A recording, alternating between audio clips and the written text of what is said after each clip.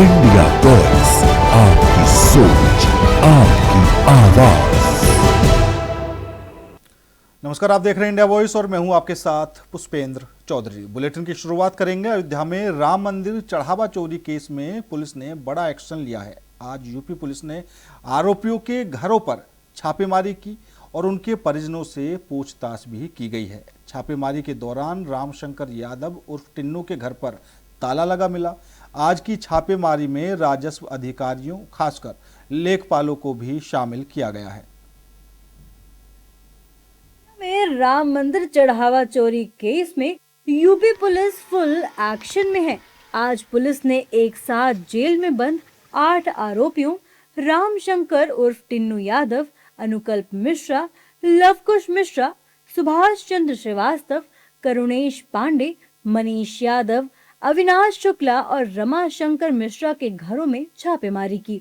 UP police की 8 टीमों ने एक साथ एक ही वक्त पर आरोपियों के घर पर दबिश दी। इस दौरान कई आरोपियों के घर वालों से पूछताछ की और सबूत जुटाने की कोशिश की। बताया जा रहा है कि इस दौरान 3-4 आरोपियों के घर पर ताला मिला, तो वहीं पुलिस ने उनके पड़ोसियों से सवाल जवाब किए। यूपी पुलिस की एक टीम ने राम मंदिर से 2 किलोमीटर दूर स्वर्ग द्वार मोहल्ले में रामशंकर उर्फ टिन्नू यादव के 2 मंजिला मकान में छापेमारी की। पहले पुलिस को दरवाजे पर ताला मिला, लेकिन थोड़ी देर बाद टिन्नू की मां पहुंची और ताला खोला। इसके बाद पुलिस ने छापेमारी शुरू की और परिजनों से सवाल जवाब किए। इस दौरान पुलिस के साथ लेखपाल भी मौजूद रहे। वहीं कौशलपुरी में आरोपी अनुकल्प मिश्रा के घर पर पुलिस पहुंची तो मां ने दरवाजा खोला। इसके बाद 3 पुलिस वाले घर के अंदर गए, छापेमारी की और परिवार वालों से पूछताछ किया। यूपी पुलिस छापेमारी के साथ साथ पड़ोसियों से हाल ही के दिनों में आरोपियों की लाइफस्टाइल में आए बदलाव की जानकारी भी जुटा रही है। क्या कुछ कहना है अनुकल्प मिश्रा के पड़ोसियों का, देखिए। अब सब जांच का विषय है, सब जांच चल रही है, उसमें हम लोग कैसे क्या बता दें। आपको क्या लगता है, कभी आपको कोई संदिग्ध? नहीं, मुझे ऐसी कोई संदिग्ध एक्टिविटी नहीं। भाई हमसे जब भी मिलते थे दुआ सलाम होता था, नमस्कार प्रणाम करते थे, अच्छा स्वभाव था। अब ज्यादा अब अंदर उनका क्या है वो हम लोग को जानकारी नहीं है। जो भी लोग इसमें आए हैं, जो भी लोग चोरी किए हैं, जो भी लोग गलत कुकर्म किए हैं, इन लोग को कड़ी से कड़ी सजा मिलनी चाहिए। और ऐसा काम ये लोग कर दिए हैं, लोग को शर्म नहीं आती है भगवान के साथ छल करते हुए। ये बहुत गलत काम किया है इन लोगों ने। अगर ये इन लोगों ने सही किया है, गलत किया है अगर ये काम, तो इन लोग को कड़ी से कड़ी सजा मिलनी चाहिए। राम मंदिर चोरी केस में जेल की हवा खा रहे अविनाश शुक्ला के घर भी पुलिस पहुंची और सबूत जुटाने की कोशिश की। यूपी पुलिस की कोशिश है कि राम मंदिर से जो भी धन या कीमती सामान चोरी हुआ है उसको बरामद किया जाए और राम मंदिर में सकुशल वापस लौटाया जाए। कुल मिलाकर कहें, जहां इस पूरे मामले में सियासत कम होने का नाम नहीं ले रही है, वहीं पुलिस की जांच भी तेज है और पूरे मामले की तह तक जाने की कोशिश कर रही है। अब देखना होगा कि पुलिस कब तक इस पूरे मामले को सुलझा पाती है। केतन मर्डर केस में पुलिस की जांच लगातार जारी है। आज पुलिस ने केतन को लोहागढ़ किले से गिराने का सीन रिक्रिएट किया। कहा जा रहा है कि पुलिस ने सिया के इस कबूलनामे और रिक्रिएशन की पूरी वीडियो रिकॉर्डिंग की है, जिसे कोर्ट में पुख्ता सबूत के तौर पर पेश किया जाएगा। केतन मर्डर केस में जैसे जैसे पुलिस की जांच आगे बढ़ रही है, नए नए खुलासे हो रहे हैं। आज पूरे पुलिस ने केतन को लोहगढ़ किले से गिराने का सीन रिक्रिएट किया। पुलिस के मुताबिक इस पूरी कवायद का मकसद आरोपियों के बयानों को घटनास्थल की परिस्थितियों से मिलाना है। यानी जो कहानी दोनों पूछताछ में बता रहे हैं, क्या वो जमीन पर भी वैसी ही दिखती है? क्या जिस जगह का जिक्र किया गया वहां से धक्का देना संभव था? क्या घटनाक्रम उसी क्रम में हुआ जैसा आरोपी बता रहे हैं?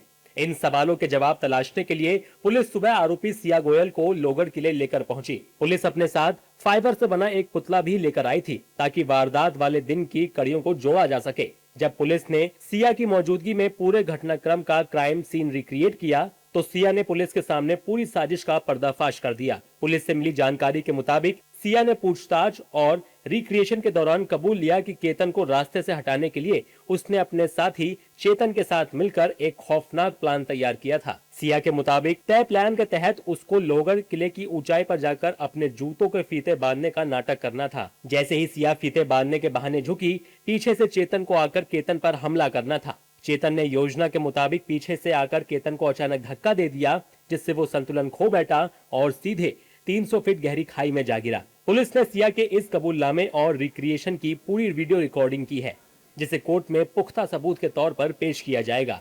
अब आपको ग्राफिक्स के जरिए केतन मर्डर केस से जुड़े अपडेट भी बता देते हैं। लोगर फोर्ट में हत्या का सीन रिक्रिएट हुआ। सिया के माता पिता से करीब 12 घंटे पूछताछ, सिया के भाई से करीब 10 घंटे तक पूछताछ हुई। आरोपी चेतन चौधरी की बाइक और हुडी जब्त। जांच में पुलिस को सहयोग नहीं कर रही है सिया। केतन अग्रवाल हत्याकांड में पुलिस ने भले ही आरोपियों को पकड़ने में जल्द सफलता पाई हो, लेकिन दोनों के खिलाफ सबूत जुटाने में एड़ी चोटी का जोर लगाना पड़ रहा है। बताया जा रहा है कि सिया गोयल और उसके प्रेमी चेतन चौधरी ने गूगल पर लोगर किले के डेथ पॉइंट सर्च किए थे। वहां तक पहुंचने का रास्ता और खाइयों की भी जानकारी जुटाई थी।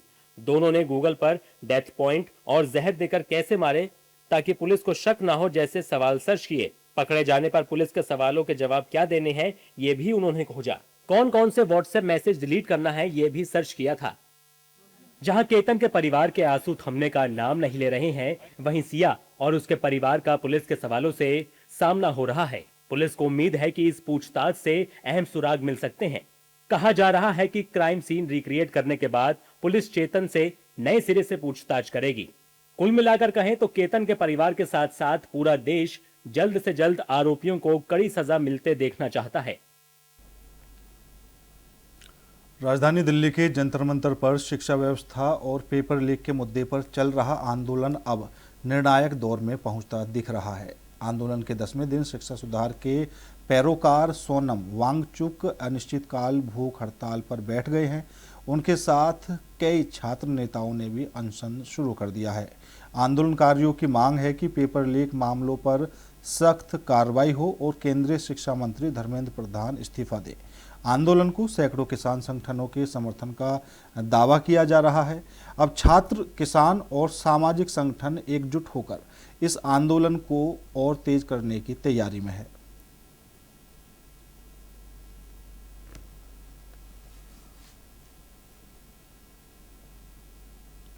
प्रयागराज में मीडिया से बातचीत के दौरान समाजवादी पार्टी के राष्ट्रीय अध्यक्ष अखिलेश यादव ने बीजेपी और योगी सरकार पर कई मुद्दों को लेकर तीखा हमला बोला है। उन्होंने कहा है कि बीजेपी की प्राथमिकता अब नेशन फर्स्ट नहीं बल्कि डोनेशन फर्स्ट हो गई है। राम मंदिर ट्रस्ट से जुड़े विवाद, पेपर लीक, लखनऊ अग्निकांड, स्वास्थ्य सेवाओं और शिक्षा व्यवस्था को लेकर भी उन्होंने सरकार को घेरा है। अखिलेश यादव ने कहा कि सनातन धर्म की रक्षा होनी चाहिए, लेकिन उसकी आड़ में किसी भी तरह का गोरख धंधा नहीं होना चाहिए।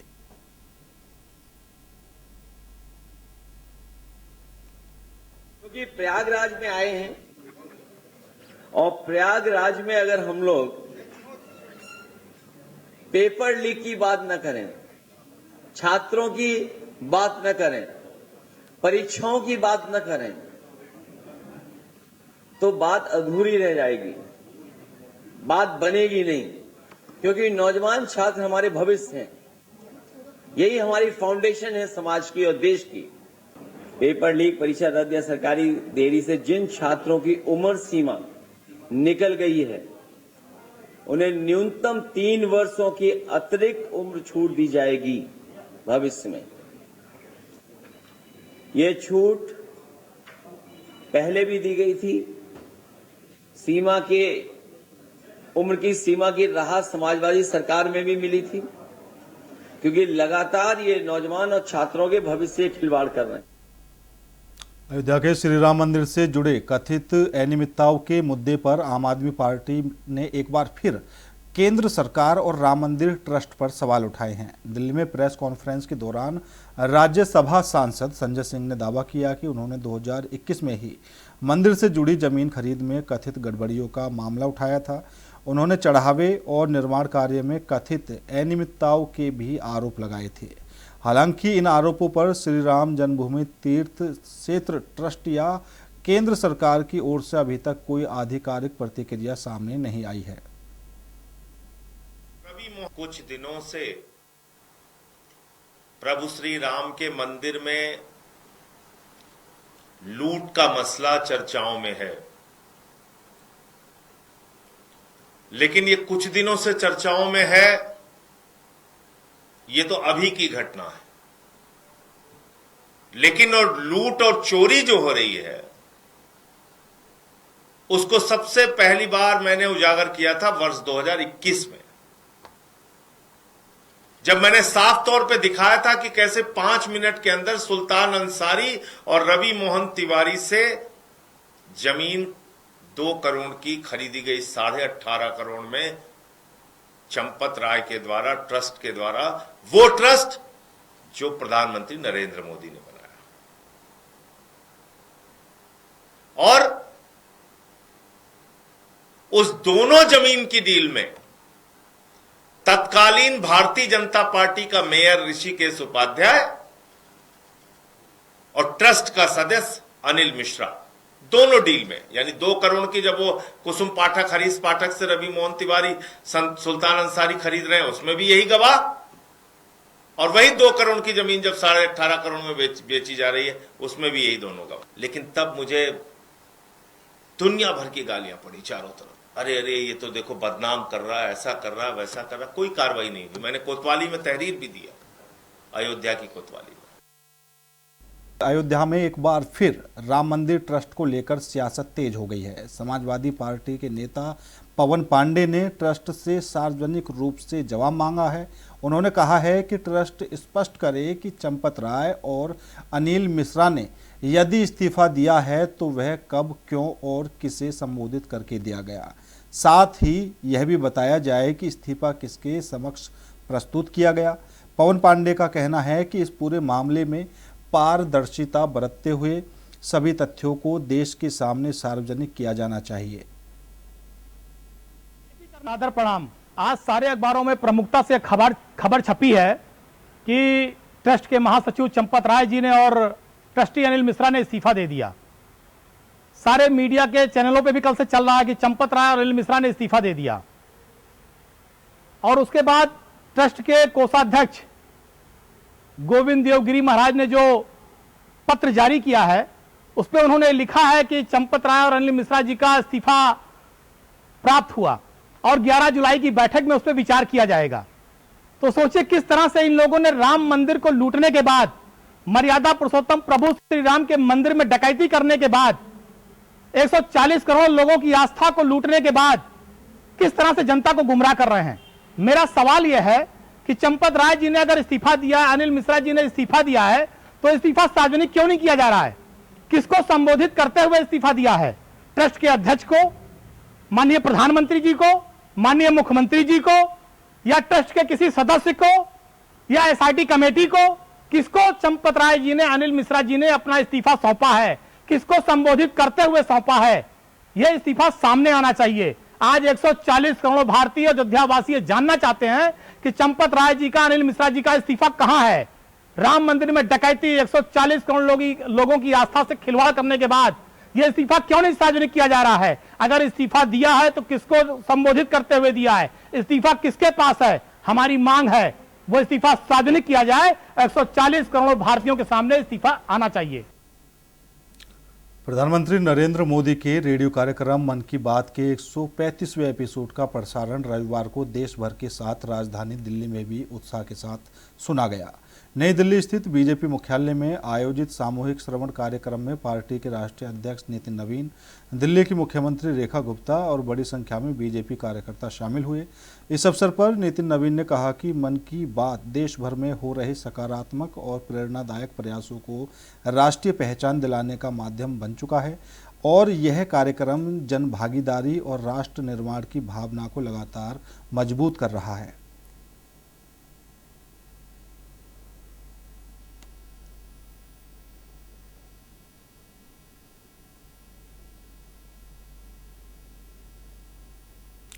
गोरखपुर नरकटियागंज रेलखंड एक बार फिर अवैध शराब तस्करी को लेकर चर्चा में है। अधिकारियों की जांच में मई और जून के दौरान बिहार जाने वाली ट्रेनों से शराब तस्करी के मामलों में बढ़ोतरी सामने आई है। मामले में जीआरपी की भूमिका पर भी सवाल खड़े हो गए हैं। आरोप है कि जिले से स्थानांतरित होकर जीआरपी में आए कुछ पुलिसकर्मियों की कार्य प्रणाली संदेह के घेरे में है। खड्डा और पनिया हवा जैसे रेलवे स्टेशनों से भी शराब तस्करी की घटनाएं सामने आई हैं। बिहार में पूर्ण शराबबंदी के बावजूद तस्करों के हौसले बुलंद हैं।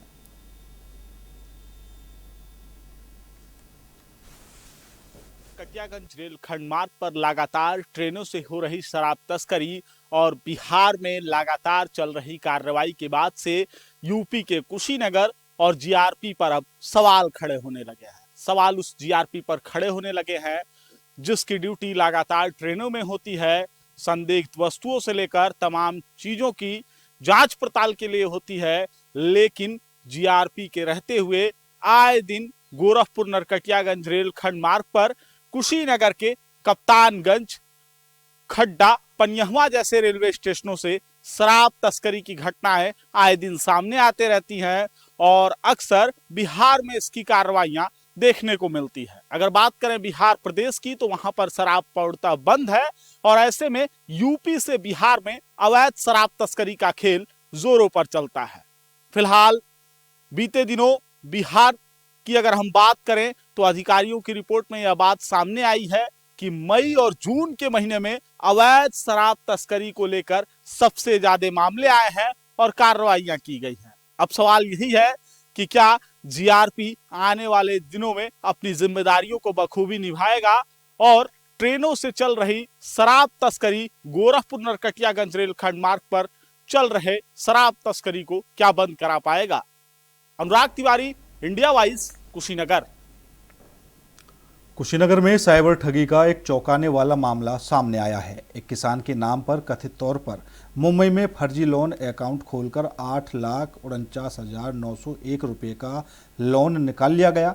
हैरानी की बात यह है कि पीड़ित किसान का दावा है कि वह कभी मुंबई गया ही नहीं। मामले का खुलासा तब हुआ जब किसान का बेटा बैंक में यूपीआई से जुड़ी प्रक्रिया के लिए पहुंचा। अब पीड़ित ने साइबर पुलिस और बैंक से शिकायत कर फर्जी लोन निरस्त करने और दोषियों के खिलाफ सख्त कार्रवाई की मांग की है। तो मैं दूसरे से पैसा भिजवाता था तो मेरे बालक ने कहा कि पापा आपको मैं लोड कर दे रहा हूँ यह सिस्टम, आप पैसा स्वतः भेजना शुरू कर देंगे। तो वो फ़ोन पे, गूगल पे बना दिए। बनाने के बाद से वो चेक किए तो उसमें एक खाता, दो खाता के बाद से एक खाता और दिखा रहा था, लोन खाता। तो उन्होंने बताया जब, तो उन्होंने पूछा कि पापा आपने लोन लिया है सेंट्रल बैंक से? हम कहें कि नहीं बेटा मैं सेंट्रल बैंक से लोन नहीं लिया हूँ।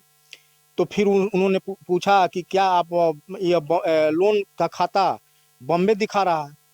तो हमने कहा कि जीवन में बॉम्बे मैं गया ही नहीं हूँ तो मैं लोन वहाँ से कैसे करा सकता हूँ। तो पापा कई लोगों के पास जाके अलग मतलब दूसरे लोगों के पास जाके पैसा भिजवाते थे तो उनको बहुत दिक्कत का सामना करना पड़ता था। तो मैं सोचा कि जब मैं समर वेकेशन में घर आया हूँ तो एक अपना मतलब पापा का एक यूपीआई आईडी बना दूँ इनके नाम से, जो इनका अकाउंट है सपहा में और कस्या में सेम ब्रांच है तो वहीं पे है। तो जब मैं गया वहाँ पे एटीएम कार्ड इनका लेके बनाने के लिए तो मुझे CIF आईडी की जरूरत पड़ी।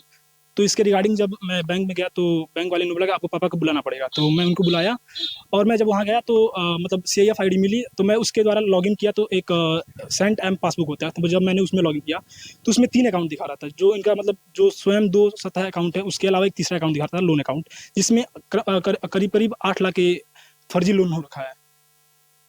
कुशीनगर के किसान के नाम से 8,49,000 रुपए के करीब का एक फर्जी लोन किया गया और इसकी जानकारी किसान को तब हुई जब वो बैंक में यूपीआई के लिए CIF नंबर लेने के लिए पहुंचा। ये पूरा मामला कस्या थाना क्षेत्र का है जहां पर श्याम बिहारी नाम के किसान कभी जो है वो मुंबई नहीं जाते हैं और मुंबई में उनका एक खाता खोला जाता है। उस खाता के जरिए जो है फर्जी 8,49,000 रुपए के लोन ले लिए जाते हैं और इन सब का पता तब चलता है जब उनके बेटे यूपीआई के लिए CIF नंबर लेने के लिए लोकल बैंक के ब्रांच पर पहुंचते हैं। तो उन्हें जानकारी होती है कि 8,49,000 रुपए का जो फर्जीवाड़ा है वो उनके साथ कर दिया गया है। ना तो वो कभी मुंबई गए हैं और ना ही उन्होंने किसी तरीके का लोन लिया है। इसके बावजूद उनके दस्तावेजों की हेराफेरी करके लगभग 8,49,000 रुपए का फर्जी लोन कर किसान श्याम बिहारी के साथ धोखाधड़ी की गई है। अब देखना होगा कि इस पूरे मामले पर पुलिस किस तरीके की जांच आगे करती है और क्या कार्रवाई करती है। अनुराग तिवारी, इंडिया वाइज, कुशीनगर। फिलहाल मेरे साथ इस बुलेटिन में इतना ही। बाकी देश और दुनिया की तमाम खबरों के लिए देखते रहिए इंडिया वॉइस।